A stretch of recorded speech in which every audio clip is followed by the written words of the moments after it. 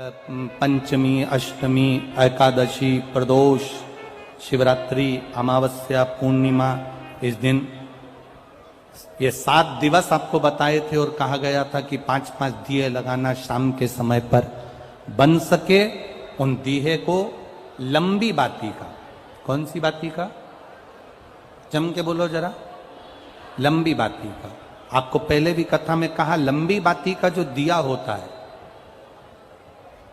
लंबी बाती का जो दीप होता है, वो दीप हमारे जीवन में वंश की भी वृद्धि करता है।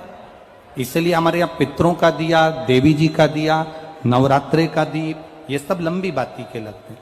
तो लंबी बाती का जो दीप होता है वो हमारे यहाँ वंश की भी वृद्धि करता है, लक्ष्मी की भी वृद्धि करता है, सुख समृद्धि। और अगर मान लो भूल से हमारा कहीं पैसा अटक गया और वो व्यापारी नहीं दे रहा, तो लंबी बाती का जो दिया होता है वो पैसा भी हमारा वापस लौटा कर लाता है। इसलिए लंबी बाती के दीप का स्मरण करें। सावन के महीने में जो अधिक मास पड़ता है उसमें 7 जगह अर्थात 7 तिथियां ऐसी हैं जिस दिन 5 दीप का वर्णन किया गया है हमारे शास्त्रों में। अब बहुत सावधानी से सुनिएगा। पहली है पंचमी तिथि।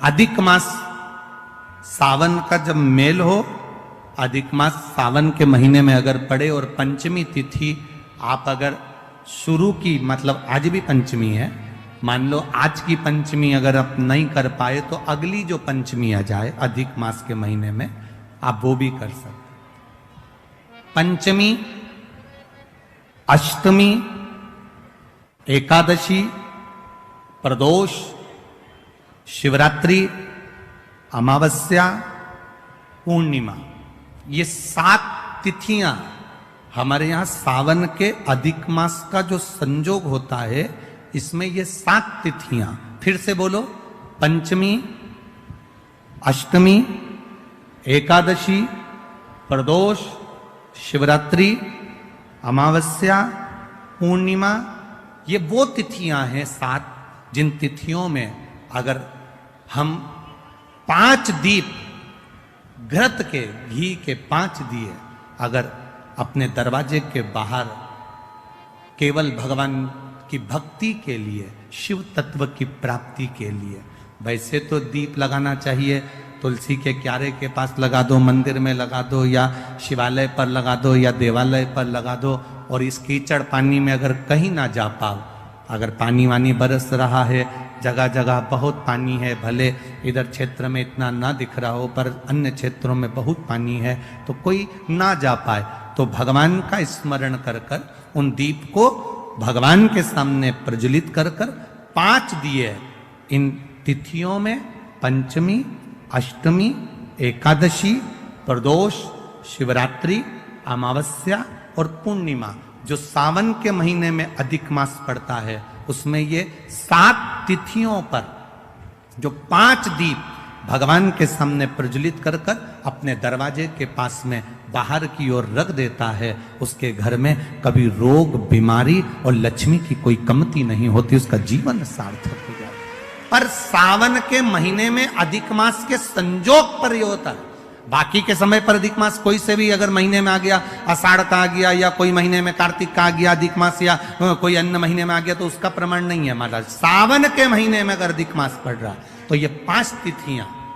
अब कई लोग कहते हैं गुरुजी पंचमी हम 2 लें, 2 पंचमी आएगी, 2 एकादशी का वर्णन आ जावे, तो हम कौन सी? तो यहां एक भी अगर आप कर रहे हो 7 तिथियों में से एक भी, अगर ये नहीं कर पाओ तो अगली कर लो, अगली नहीं कर पाओ तो ये स्मरण में रहकर डॉक्टर का पीछा ही नहीं छूट रहा हो, तो शिव महापुराण, विष्णु पुराण और स्कंद पुराण में जो पुरुषोत्तम कथाओं का वर्णन किया गया है, एक आटे का दिया, उसमें 4 बत्ती,